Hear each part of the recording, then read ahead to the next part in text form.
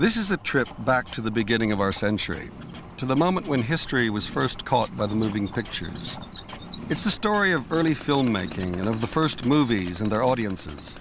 But it's also about the figures in the shadows, writers, artists, and visionaries of all kinds who looked forward to the age of cinema and to the modern world that came with it.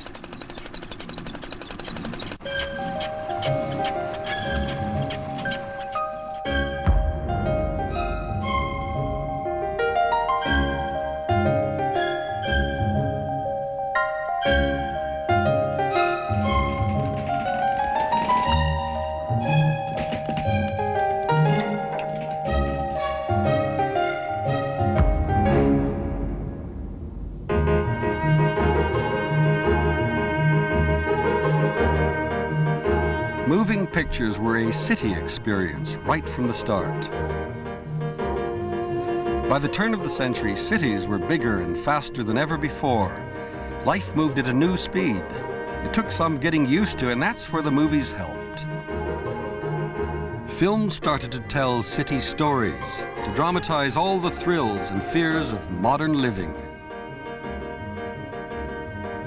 In the mid-19th century, most European cities were still a medieval maze of narrow, crooked streets. But as more and more people poured in, these were swept away by bold new building plans. In Paris, Baron Haussmann demolished whole districts to create a network of straight new boulevards and elegant buildings. Paris was a blueprint for the future, and this future meant learning to live in a crowd. Down the streets came hordes of new city dwellers. This was the birth of the metropolis. Cities swelling, doubling their size every decade, bursting at the seams. There seemed no reason why it should stop. Soon everyone would be living in a city. The critic Thomas Carlyle was one who found the prospect daunting. That living flood pouring through these streets of all qualities and ages. Knowest thou whence it is coming, whither it is going? These are apparitions. What else?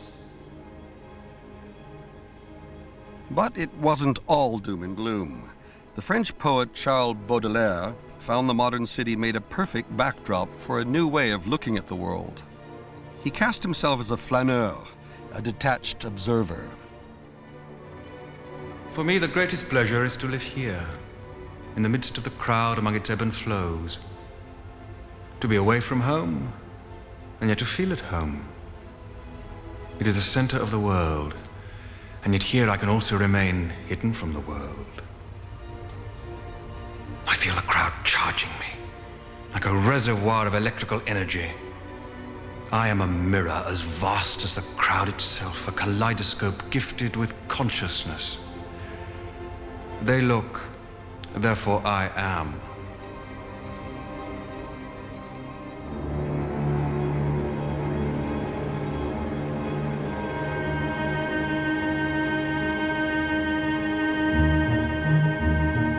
When moving pictures arrived, Baudelaire's crowd was up there on the screen.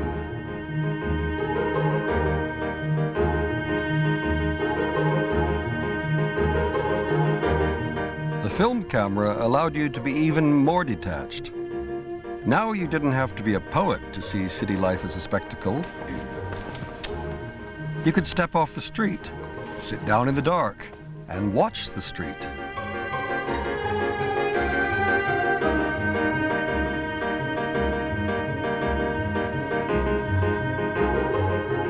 These simple Parisian city scenes were among the very first film subjects.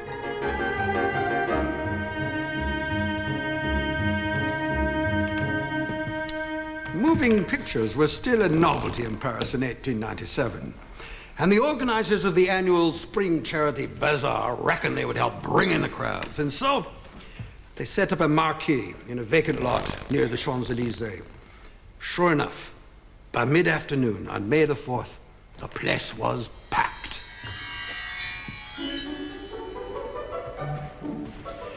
Because it was a fashionable charity event, this is probably the classiest audience the movies had had so far in their short career. Suddenly, the projector lamp went out. It was a gas lamp, and as the projectionist groped in the dark, gas leaked into the marquee. He tried to relight it, with disastrous results. The projector caught fire, and within seconds, the marquee was a blazing inferno.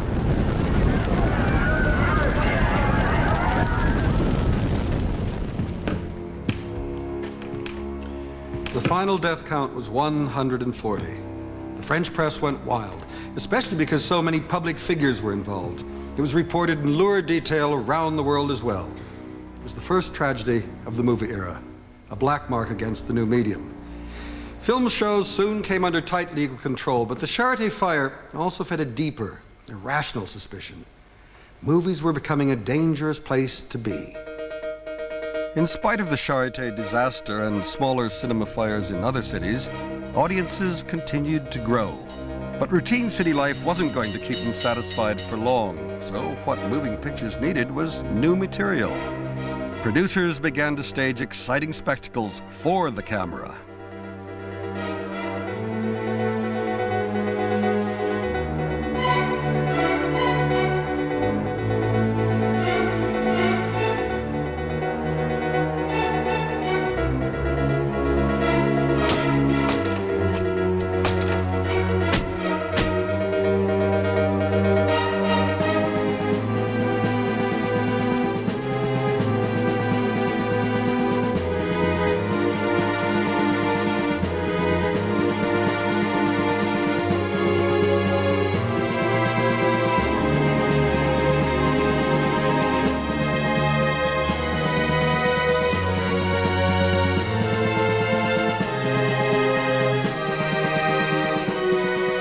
Firefighting certainly wasn't an original theme. Pictures and then magic lantern slides had developed the fire rescue from a single image into a familiar storyline. Film brought a new immediacy to this scenario.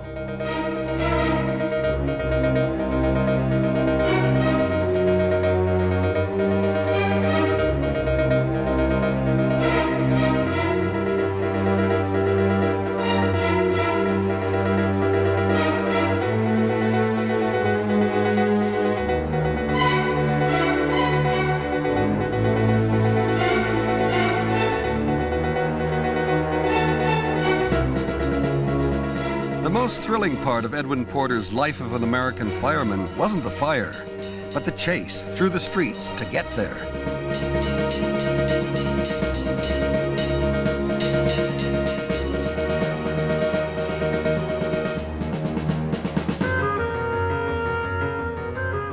Chases were made for the movies, and for a brief time it seemed that filmmakers produced nothing else.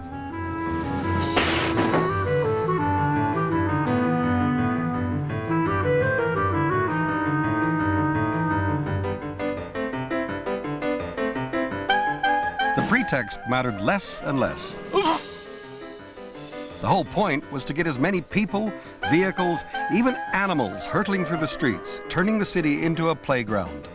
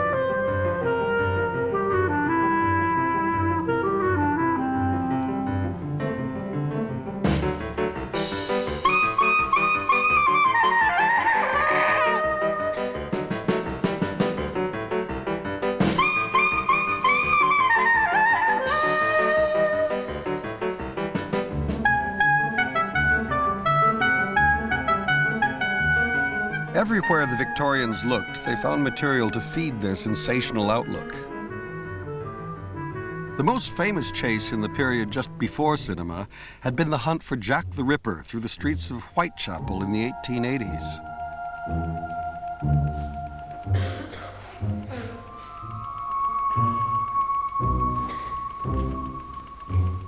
Popular newspapers portrayed this in lurid visual detail, like a ghoulish film storyboard.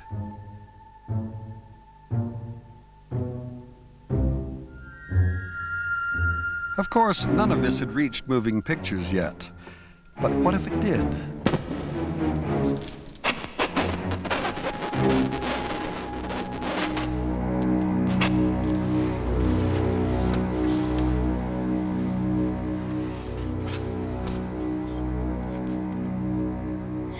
One man had the courage of his imagination.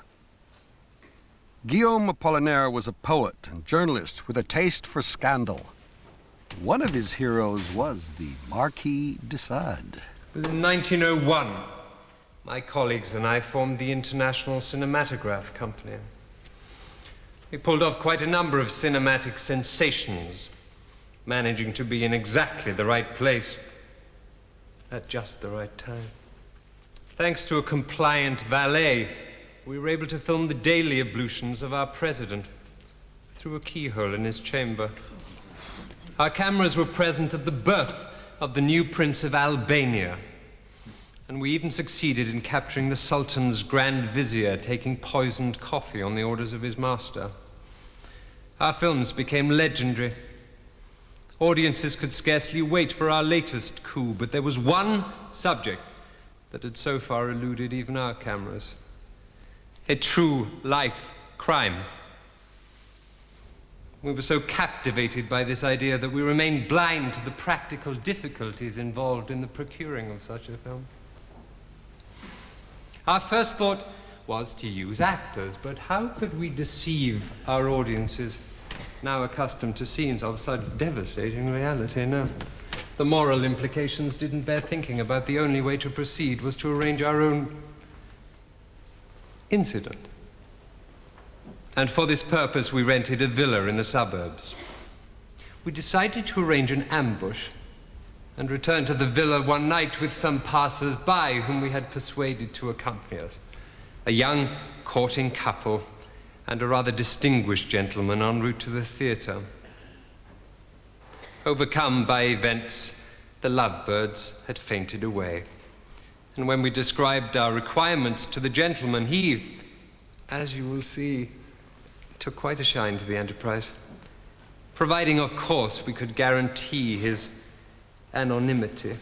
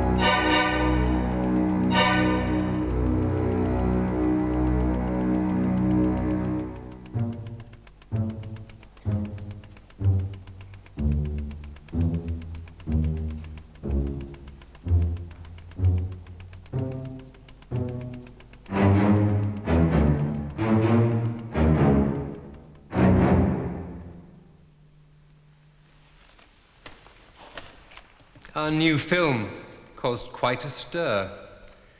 Newspapers brought out special editions and audiences flocked to see it. It transpired the young lady had been the wife of a Balkan prime minister and her lover the pretender to a North German throne. The police suspected nothing, of course. They assumed we had filmed a reenactment, despite our claims of authenticity. But eventually, they found their man and arrested a rather unfortunate Levantine who was unable to produce a satisfactory alibi. And the dice, once again, seem to be loaded in our favor. Our photographer attended the execution, and we thereby added a new scene to our program. Apollinaire published his story of an imaginary snuff movie in 1904. He already knew what filmmakers were learning fast. Crime is the true city story.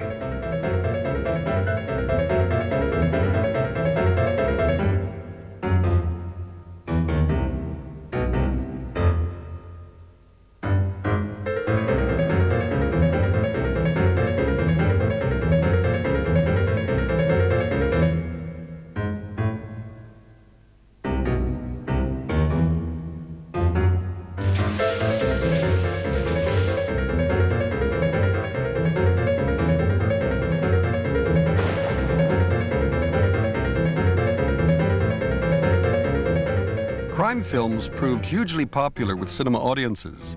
They focused on crime as city spectacle and were less concerned with detection and morality.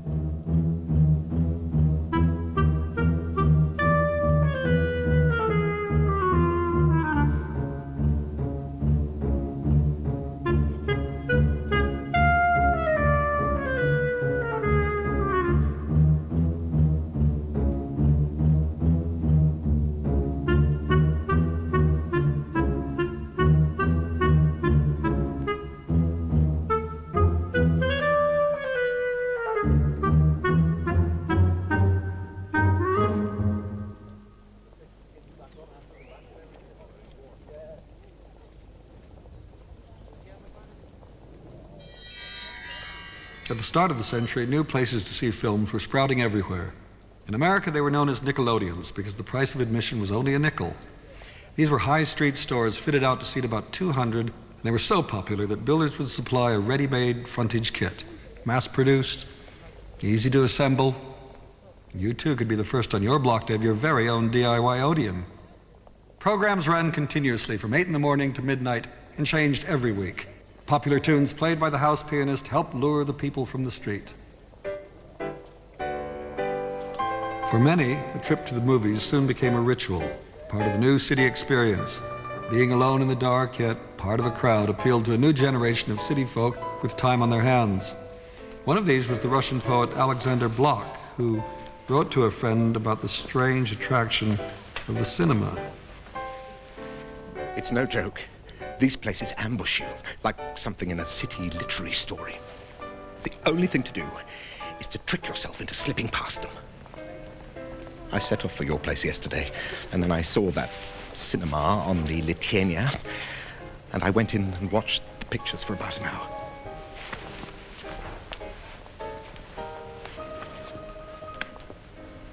And here I am again.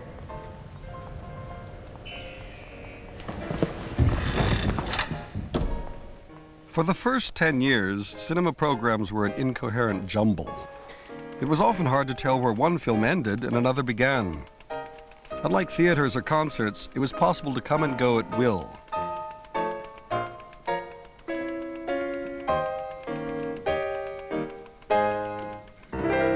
Before moving picture shows, most audiences had no experience of sitting in the dark. Ordinary theaters kept their lights on.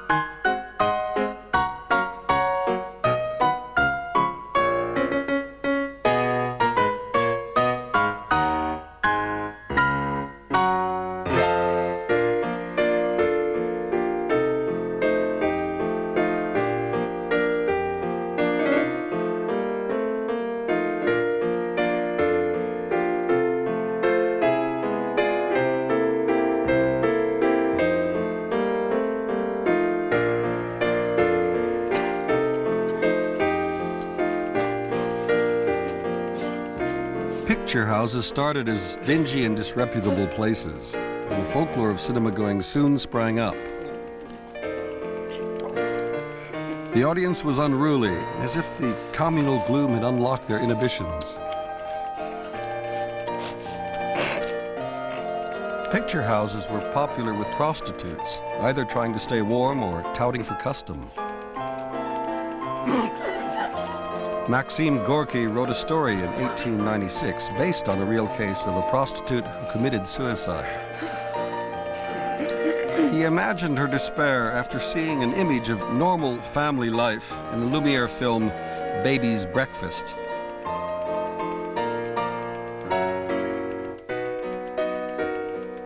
And 15 years later, life imitated art in the Russian town of Pskov, when a man tried to shoot himself at the same moment as a character on screen committed suicide.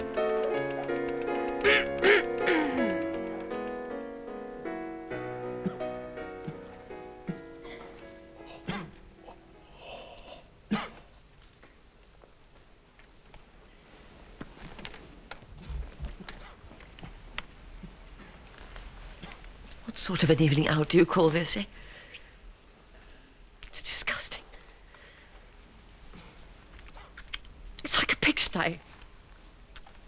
A Russian pigsty. I've just come back from Paris, where the salles de cinéma are elegant. They attract the creme of society.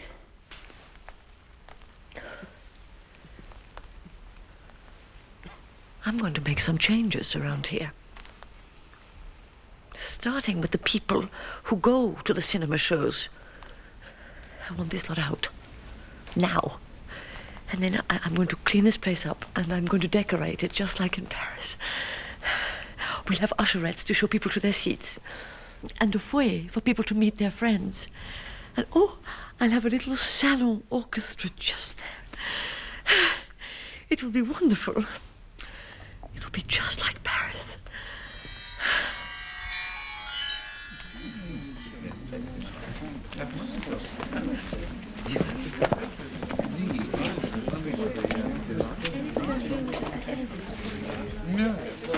And when Madame Vasilyeva, who was the daughter of a Siberian gold merchant, did finally open 2 luxury cinemas in St. Petersburg, she called them just like Paris and just like Nice. And it wasn't only happening in Russia. A new kind of cinema started to appear everywhere around 1908.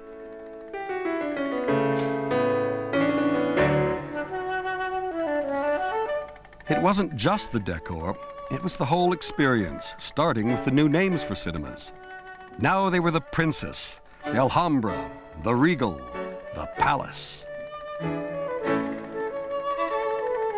And some of them really were palaces.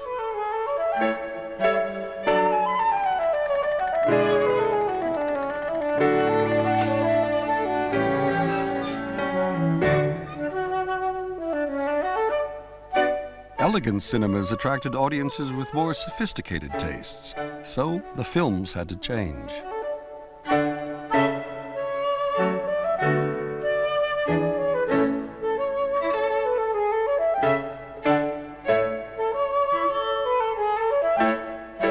Producers began to turn to literature and history to find suitable high-class subjects. An early Russian example was the martyrdom of Princess Tarakanova at the hands of the Empress Catherine II.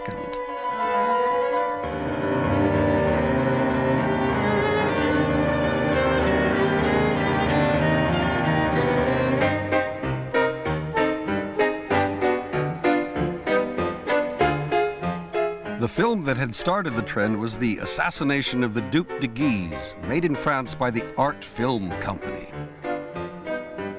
For the first time, there were established stage actors on screen, and an original orchestral score by Saint-Saëns.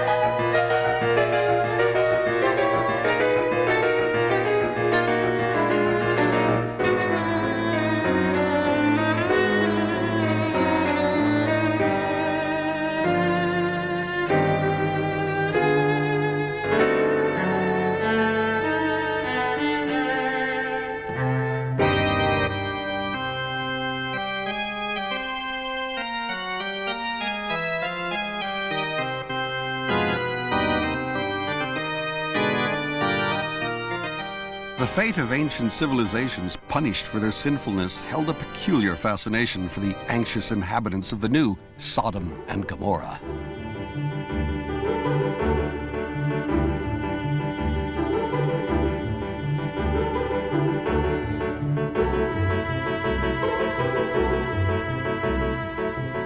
The cities of the New World had exploded out of nowhere in the second half of the 19th century, fueled by the huge influx of immigrants from Europe.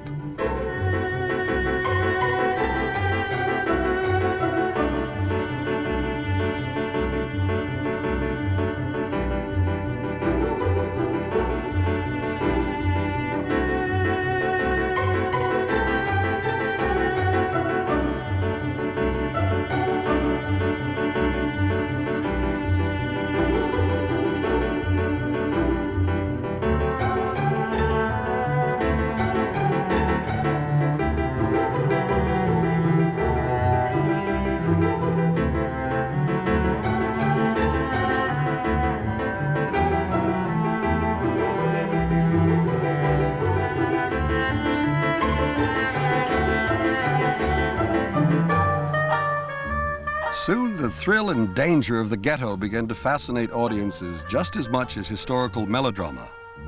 The present was overtaking the past, and gangsters were becoming the new heroes.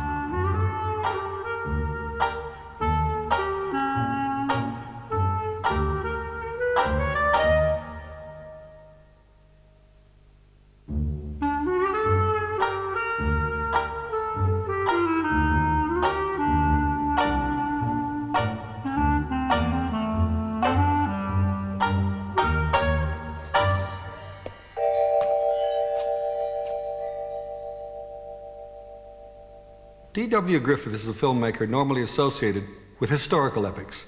But in 1912, he was on the streets of New York shooting in a very tough neighborhood. Lucky Luciano lived nearby. Not that this means much, since he was still just a kid at the time. But, and this is the important part, he just might have been amongst the kids who watched Griffith filming The Musketeers of Pig Alley, one of the very first gangster movies. And there just might have been real gangsters actually appearing in the film.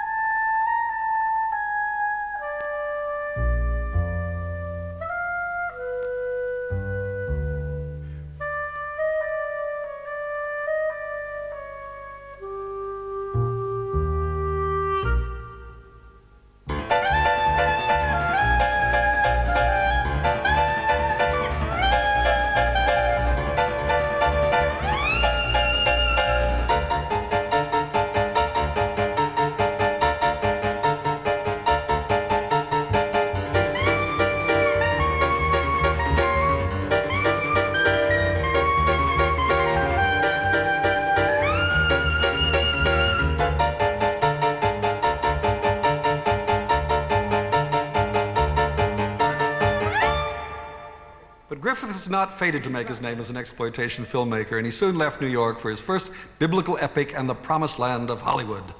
As always, there was no shortage of others ready to take up the challenge, and in the following year, George Tucker took screen sleaze to new heights of realism with a sensational tale of white slavery and corruption in high places.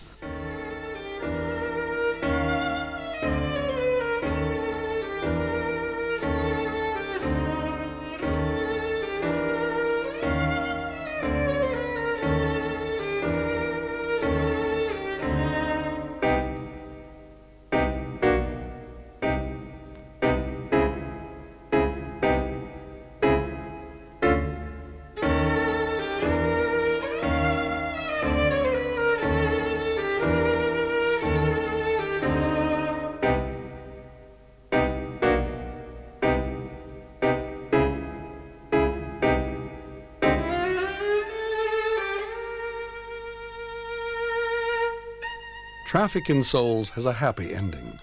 The white slaver is finally defeated by an undercover police operation. But back in the old world America's immigrants had left behind, happy endings were in short supply. Russian films of the teens show the city as a place of temptation, where extremes of wealth and poverty breed corruption of all kinds. The heroine of Bauer's melodrama is an orphan, and Hanky's at the ready, we're all set to follow her fortunes as a victim of the big city. But the film takes a surprising turn when she falls in with the fast set and becomes tough as nails.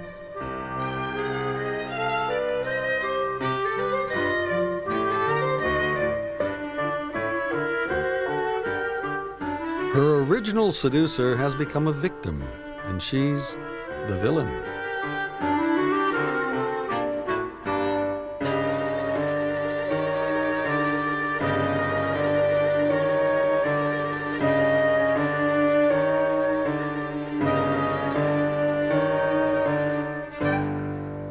Meanwhile, in France, something was stirring. A new kind of city adventure story had reached the screen, starring the master criminal and his sinister female accomplice.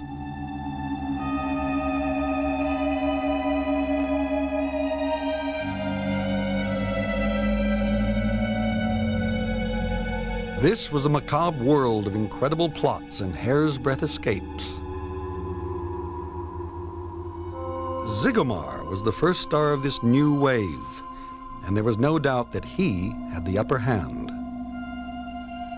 As the police close in yet again, he shows the kind of class a master criminal needs to stay on top.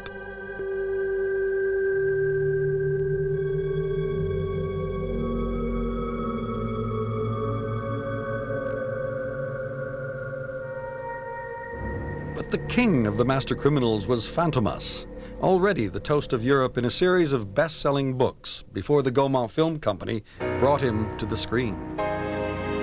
Juve is the unlucky detective leading the hunt for Fantomas.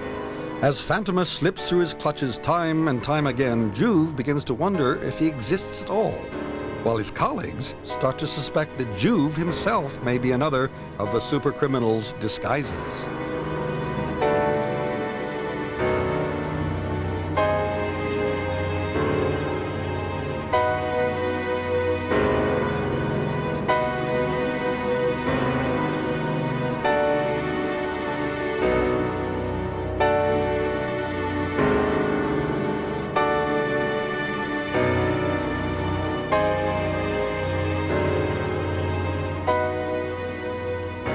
Fantomas is the ultimate master of disguise.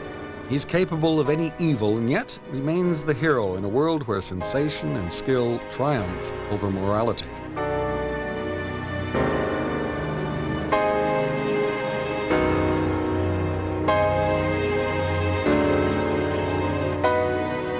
His forebears were the monsters of the previous century who lurked in the city shadows. Sweeney Todd, Jekyll and Hyde, the Phantom of the Opera. These were figures whose grudge against normality drove them to gruesome excess. They lured victims into their Gothic lairs. But Fantomas is a virtuoso of the modern city, a sinister flaneur who is everywhere and nowhere.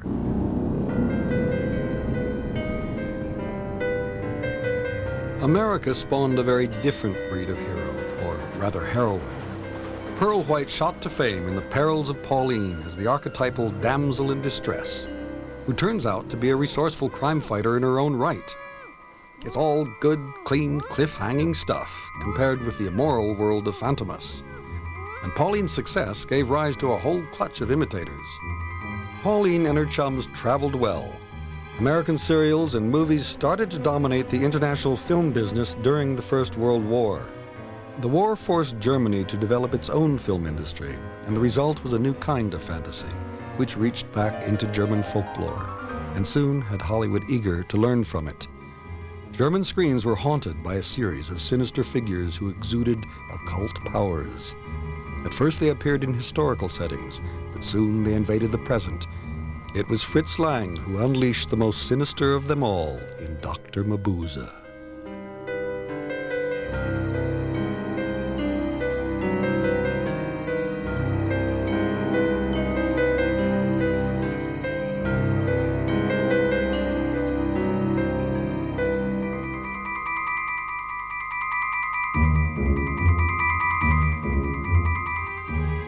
Mabuse controls his vast empire of crime by means of bribery and hypnotism.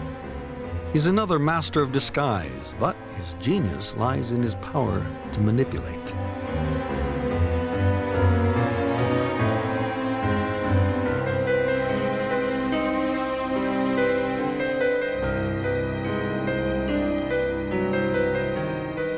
Those in his power stalk the city streets like zombies, doing his bidding. Unlike Fantomas, Mabuse wants to rule the city, then the world. And in the years that follow, many would find themselves comparing his methods with those of the Nazis. When the Surrealists set out to create a new mythology of the city, they instinctively turned to the movies. They reached back before Mabuse to Fantomas as their inspiration for a truly modern poetry. Movies started with everyday city life as their first subject, but their makers soon discovered that what the audiences wanted was a fantasy of city life. Speed, sophistication, danger, and escape. Not a bit like the real city life they knew only too well. So the film studio became a kind of factory to remake the city as a different reality. And the cinema, that was the place you went to try on new identities and life stories. It was a revenge on reality.